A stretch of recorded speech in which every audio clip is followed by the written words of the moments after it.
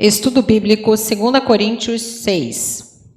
No parágrafo anterior, capítulo 5, versos 18 a 21, Paulo falou da reconciliação.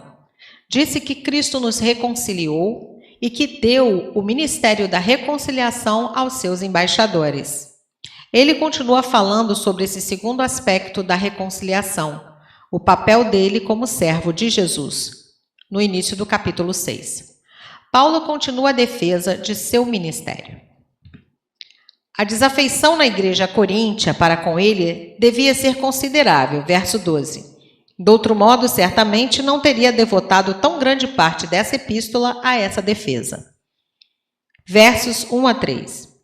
Alguns que faziam parte da igreja visível poderiam demonstrar que a fé que eles tinham não era a fé salvadora, e mesmo que experimentassem o resultado da graça salvadora em sua comunidade, não receberiam a graça para eles mesmos. Paulo exortou-os a não receberem a graça de Cristo em vão, frisando a urgência da sua obediência. O tempo oportuno é chegado, verso 2. Ele cita Isaías 49:8 como a palavra de Jesus. Esse versículo faz parte de uma série de profecias messiânicas em Isaías sobre o tema O Servo do Senhor.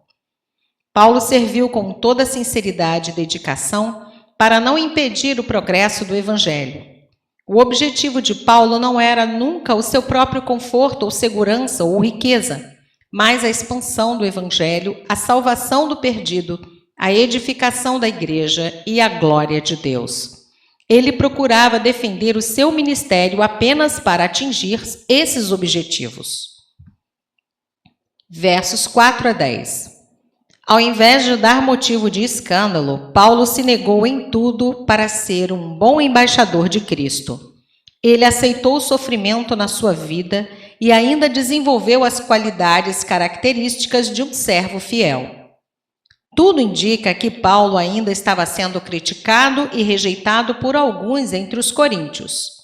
Seu amor não fingido, sem hipocrisia, sugere um contraste com o falso amor dos falsos apóstolos que estavam perturbando os coríntios. Paulo confiava plenamente no poder de Deus para fazer seu trabalho, independente das interpretações erradas por parte de outras pessoas. Versos 11 a 13. Paulo sente-se constrangido pela rejeição da parte dos coríntios. O coração dele estava bem aberto para recebê-los, mas eles permaneciam fechados. Paulo havia revelado seus mais íntimos sentimentos nessa carta, talvez mais do que em qualquer outra. Seu coração foi derramado, revelando seu amor pelos coríntios e por Deus. Versos 14 a 18. Nestes versículos e no primeiro do capítulo 7, Paulo destaca a importância da santificação na vida dos cristãos. Não pode haver concordância entre as coisas de Deus e as do maligno. Paulo escreveu sobre uma questão difícil, a separação das influências pagãs que os cercavam. Observe os contrastes. Justiça versus iniquidade, luz versus trevas, Cristo versus o maligno, crente versus incrédulo, santuário de Deus versus ídolos. Paulo enxergou uma realidade mais profunda e espiritual representada pela proibição de um jugo desigual, transmitindo no sentido literal em Deuteronômio 22:10.